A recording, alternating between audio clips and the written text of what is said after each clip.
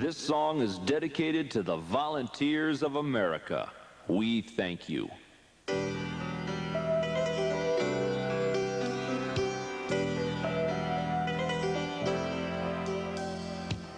I've seen them in the firehouses, seen them in the hospitals too.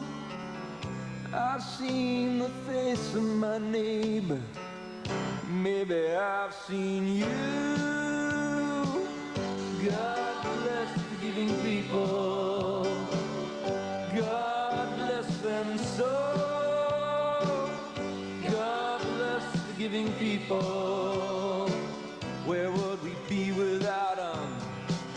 Heaven knows. I read about a fireman, a man who saved many men.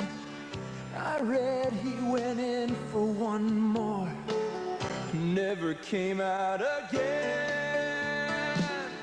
God bless the giving people, God bless them so.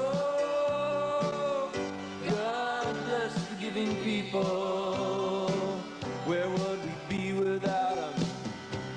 Heaven knows.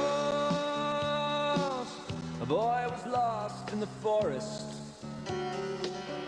4 long days, 3 long nights. As the man came out with the boy in his arms, he was yelling, I found him, thank God he's alive. God bless the giving people, God bless them so. God bless the giving people, where would we be without them? Heaven knows.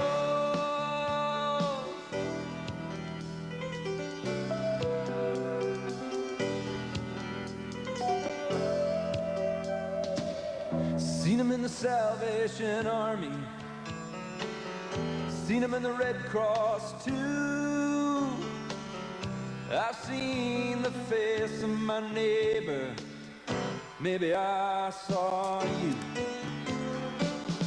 God bless the giving people, God bless them so. God bless the giving people, God bless them so.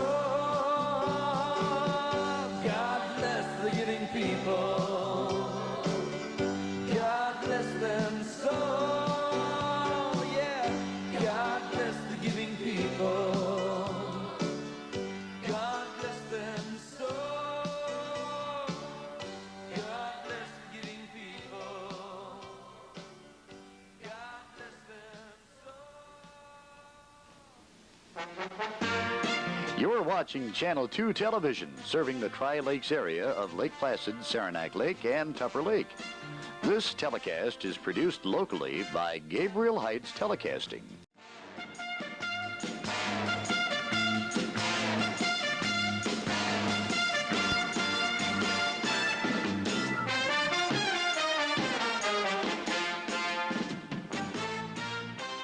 Star of China Beach. Yes. Surf Club, it says on the back of your shirt, by the way. Yes, this is the official China Beach Surf Club.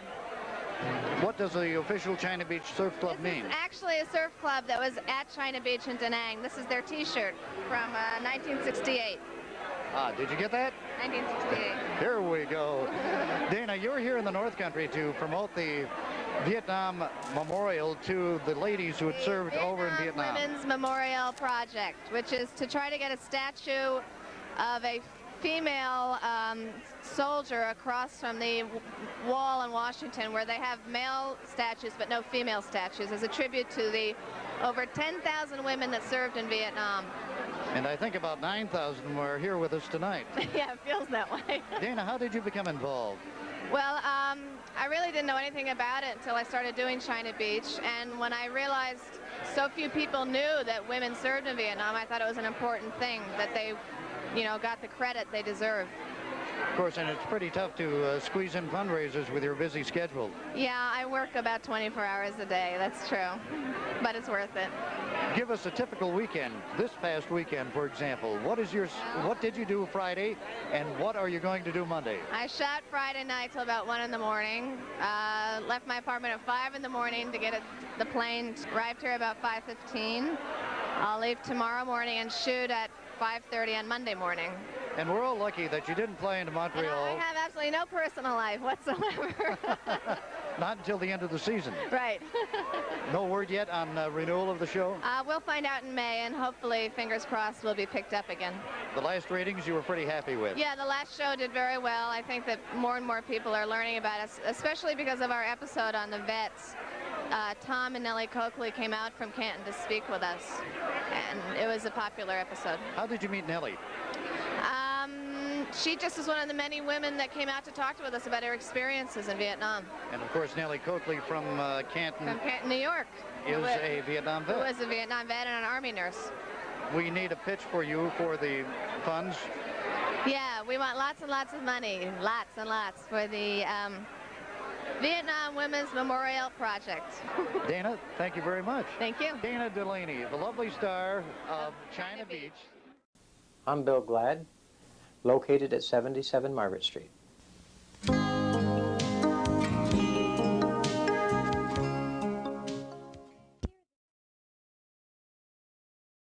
just pray that this is going to be a blessing to you, and I certainly want to say thank you, Bill Glad, for allowing us to come here and to do this TV work. Get ready, because Jesus is coming.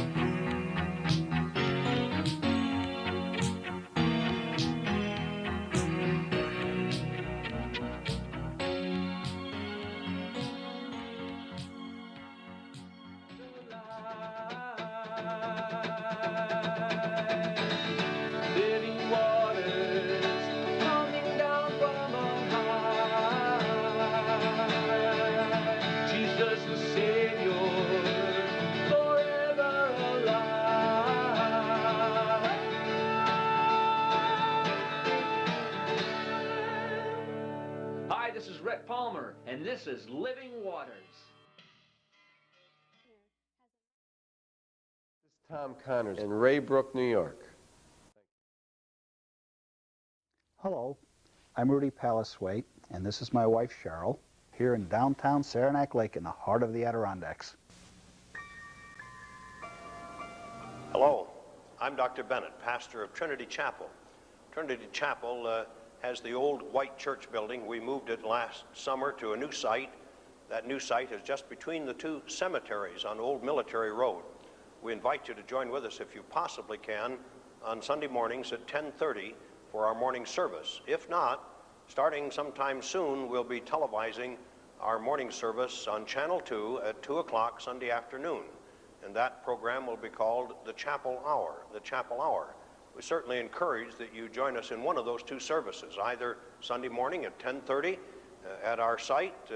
We are in the process of developing that site. It's not complete and finished, but we trust that you'll come and enjoy the development with us. Sunday mornings at 10:30 or Sunday afternoon, the Chapel Hour, are telecast on Channel 2, Sunday afternoon at 2 o'clock.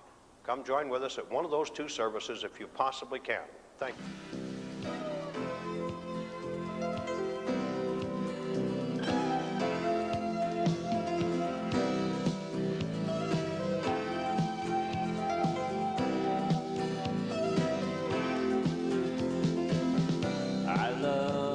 American roads where I'm free to come and go, from the New York hustle in Times Square, Kansas wheat fields, crisp clean air. I love America, yes I do. I salute you, red, white, and blue. Oh,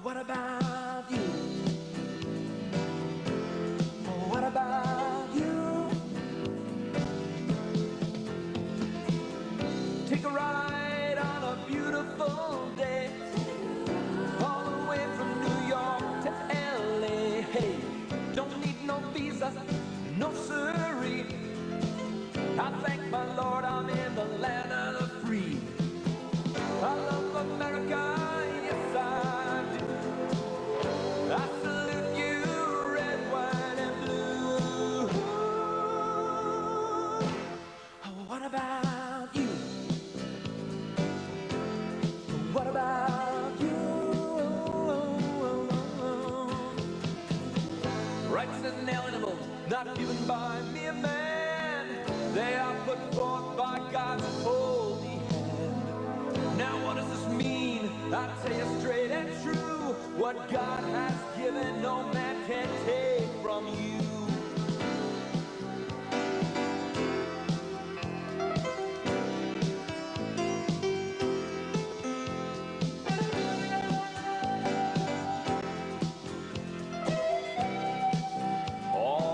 Men need do to see evil prevail is nothing.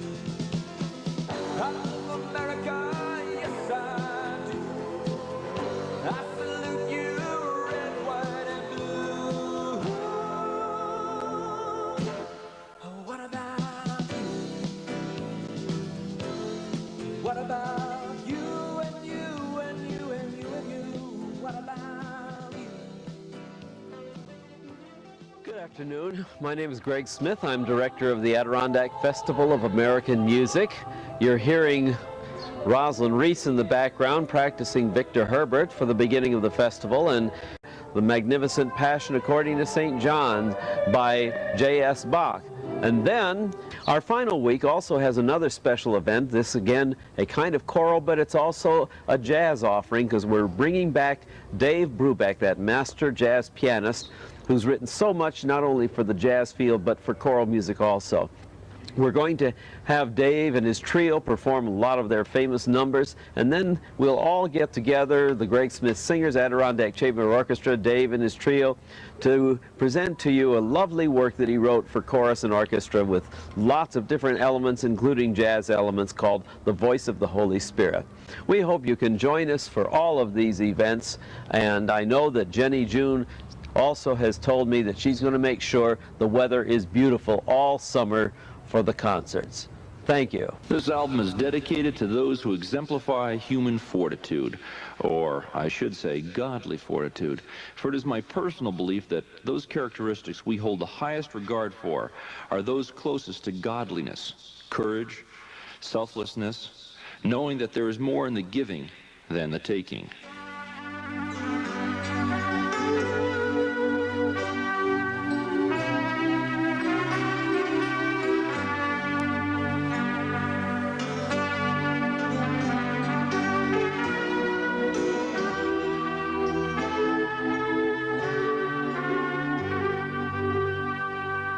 Mine eyes have seen the glory of the coming of the Lord.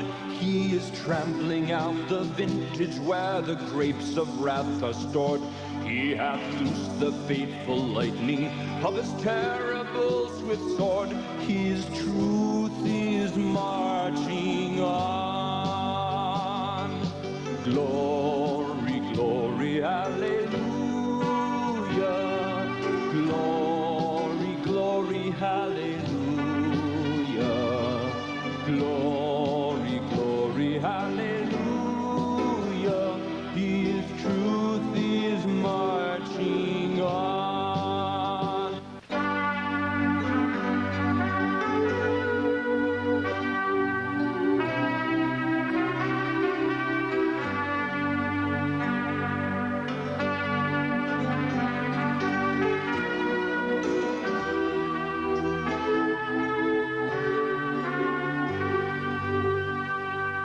Mine eyes have seen the glory of the coming of the Lord. He is trampling out the vintage where the grapes of wrath are stored. He hath loosed the fateful lightning of his terrible swift sword. His truth is marching on. Glory, glory, hallelujah. Glory, glory, hallelujah. Glory, glory, hallelujah.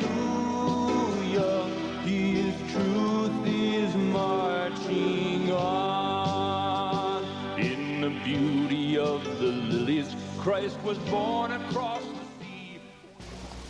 You're watching the 35th Annual Women's Civic Chamber July 4th Kitty Parade. Flag bearer was Charlie Martin. Banner carriers were John Muldowney and Jennifer Green, marching along with over 90 children and parents of the Tri-Lakes area. Participants gathered at the Tony Anderson Memorial Bandshell in Riverside Park, where free ice cream was eagerly awaiting these patriots of freedom. Drawing winners were Emily Jean Delzer and Kurt Sullivan.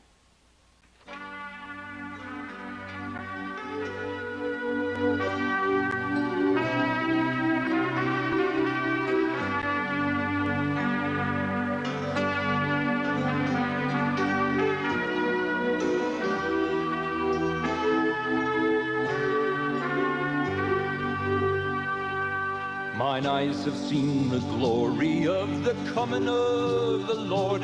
He is trampling out the vintage. You're a grand old flag, you're a high-flying flag, and will never and peace fade away. You're the emblem of the land I love, the home of the free and the brave. Every heart beats true with the red, white, and blue, where there's never a rose or crack. All the Satan's speed forgot, keep your eye on the grand old flag. I'm no cranky, hanky-panky, I'm a dead square honest Yankee, and I'm mighty proud of that old flag that flies for Uncle Sam. No, I don't believe in raving, every time I see it waving, there's a chill runs up my back that makes me proud of what I am. Here's a land with 1,000,000 soldiers, that's in case we need 'em. We'll fight for freedom. Hurrah, hurrah, for every Yankee tar, and old G.I.R., every stripe, every bar, red, white, and blue, hats off to you. Honest, you're a grand old flag. You're a grand old flag, you're a high-flying flag, and forever in peace may you wave. You're the emblem of the land I love, the home of the free and the brave. Every heart beats true for the red, white, and blue, and there's never a rose or rag. So should all the greatest be forgot, keep your eye on that grand old flag. All right. Thank you, April. Thank you, Bill. Brought Al Fay over today to demonstrate his sightless sight system. And there's quite a long story behind this. Before Al went blind from diabetes 17 years ago, he was a radio and sound systems repairman. But due to diabetes, he went blind and was no longer able to shoot the bow and arrow, which he had done considerably before he went blind. And afterward, he missed it greatly. But 15 years ago, one night when he was about half asleep, Al had a vision, and I keep telling him that it came from upstairs. But Al got up out of bed, went downstairs, and made a rough sketch of what God had told him in this vision. And during the next week or so, Al and his wife Fran made one of the sights, and it worked. And of course, he should never have been concerned whether or not it would work if he made it according to the plans. But it worked, and over the several years that followed, to help him get the sight into production. And I've been shooting with Al now for about 4 years. This is the 4th year. And last year, once when we were shooting, Al said to me that he had just about reached the end of his rope on ever getting this sight into production. Al can shoot better than many, many sighted people. He said he thought he might sell the patent and just forget about it. And I said, Al, you can't do that. I said, God gave you the thing in the first place, and I think he intends or expects you to do something about it. And he said, well, I believe that's true. And so I said, well, if you really want to try again, I'll help. And this stand is made from Schedule 80 PVC. It's much more rigid and holds the sight extremely well. And as you can see, there are 48 holes drilled from the top of the vertical post down the tube, and that allows for adjusting the level of the site from just a child's level up to a person that's 6 feet 3 or 4 inches tall. I redesigned his site. This is what he's now shooting with. People can see just how well Al can shoot. I want you to know that it's very humbling for me to shoot with Al.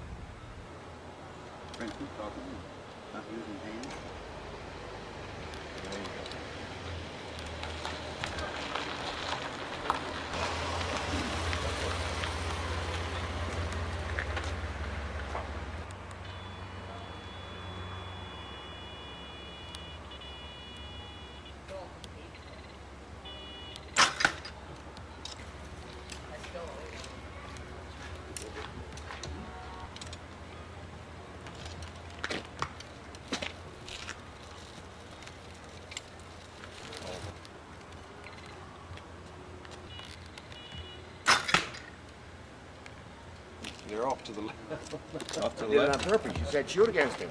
Oh, you're like Sam. You didn't bring your bow. Sam always stands in back of me, and then he reaches over and turns the button every now and then, and he beats me. we have to put a little right adjustment into this. Well, this one will tell. I'll concentrate on it. The sight develops two sounds. And this little music box on his head produces those two sounds. When he gets the two sounds together, if you listen closely, he lets the arrow go.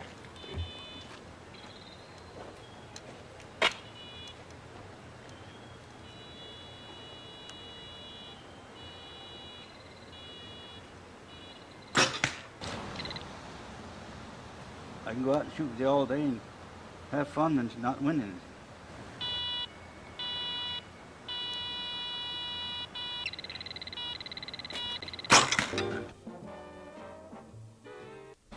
Well, as Sam was just telling you there before this, is that I went blind quite a few years ago, and I was an archer, or a target archer before I went blind, member of the Buffalo Archery Club. Well, when I went blind, of course, that took that all away. So my wife's nephew came one day and wanted to buy my bow for himself and my wife's bow for his wife. They were going to learn to shoot. So naturally, I didn't have any use for my equipment, and she didn't want anything to do with her because she wasn't going to shoot alone. So see, I sold it. And I got to laying there that night, as Sam says, and right out of a clear blue sky, I came up with this thought of how I could shoot being blind.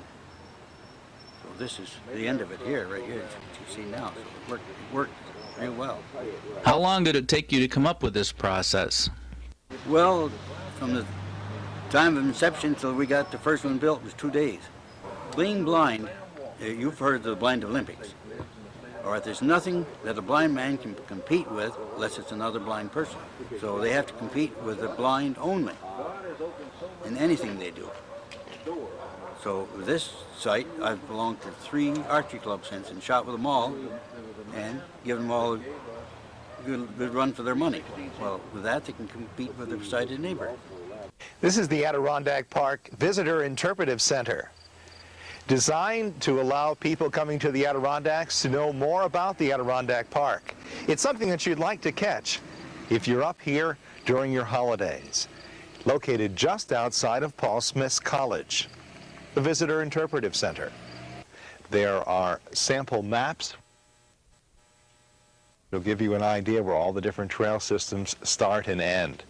This is the main building which all tourists will go to find out more about the Adirondacks. With free admission to the public, this is the Adirondack Park Visitor Center, located near Paul Smith's, New York. It's open daily except Thanksgiving and Christmas from 9 in the morning until 7 in the evening. That's May through September. October through April, the Adirondack Park Visitor Center outside of Paul Smith's is open from 9 in the morning until 5 in the afternoon. Hi, my name is Megan Johnson for Channel 2. I'm here at Paul Smith's College Sugar Bush. Today we're going to show you how maple sugar is made. Oh, and here's my brother Tom to help me tell you about the sugar bush. Well, Tom, what have you found about maple syrup today? Well, as you can see behind me here, I found out that they have a new way of collecting maple sap. How do they make maple products out of maple sap? Let's go over and see.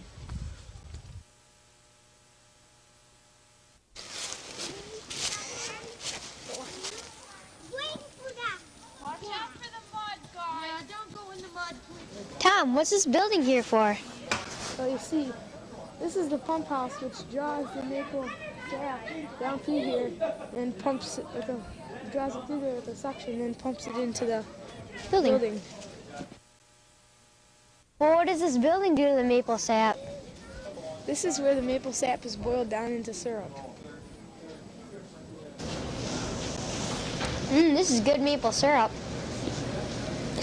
Wow, look at all that steam going up. With us here now is Hans Michael, and he's going to explain about this machine. Okay, this here is called an evaporator. It is 4 feet wide and 12 feet long, and the purpose here is just to evaporate the water out of the sap to make a syrup. The way that we can tell that it is syrup is we check what the density is of the sap, but with a hydrometer which has the scales on it, and we can tell how much sugar there is in the syrup. Right now it's reading a Brix of 53. Maple syrup is at 59, so we have to cook this down a little bit longer until we have our right concentration of syrup in sugar in the syrup. Also, what people would like to know is how many gallons of sap it takes to make a gallon of syrup.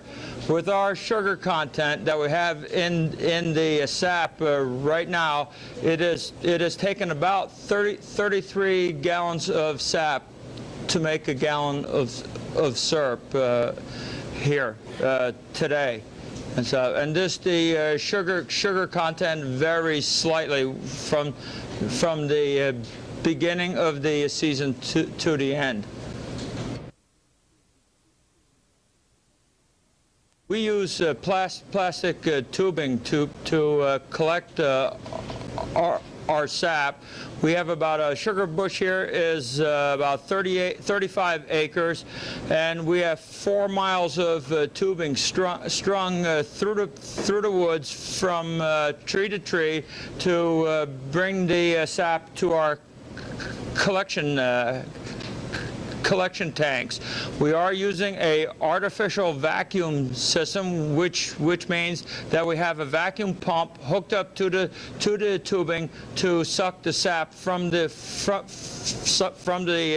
trees. This gives us about an additional 30% more sap to boil down every year. Students set up the bush here, and usually they're here 3 days a week to help boil the sap down into syrup. Now, wasn't that fun? Why don't you come on down to Paulson's Sugar Bush? Have some maple sugar. It's good. There's a men's organization called Full Gospel Businessmen's Fellowship International. Lake Placid has a chapter, and I'm the president of it. My name is Charles Nicastro. The beautiful thing about our meetings is that we're not in a church setting, and we can hear sincere testimonies about how people have been changed, how their lives have been changed for the better, how their lives have become more meaningful, and how God has worked in their lives. Sometimes it takes a layman to explain a simple truth. And the simple truth is that God can change your life too if you have problems. The Full Gospel Businessmen's Fellowship International, by its very nature and dedication, is a service arm of the entire church and encourages its members to be active in their church affiliation and support. It is in no way competitive with the church, local, denominational, and universal, but rather complements the efforts of each. It seeks only the advancement of the cause of Jesus Christ, having no ambition of its own other than to promote the work of the Lord. Bring a friend to the meeting. You won't be disappointed. Thank you. Ladies and gentlemen, you've been watching a program of community interest items to the Tri-Lake area. This program is produced locally by Gabriel Heights Telecasting. Thank you for watching.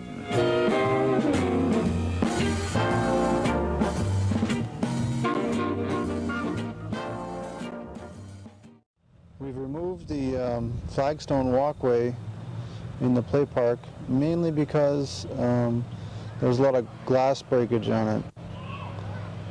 We're also replacing the gazebo, mainly the cedar roof and the legs on it. We're going to use cedar posts also instead of pine posts.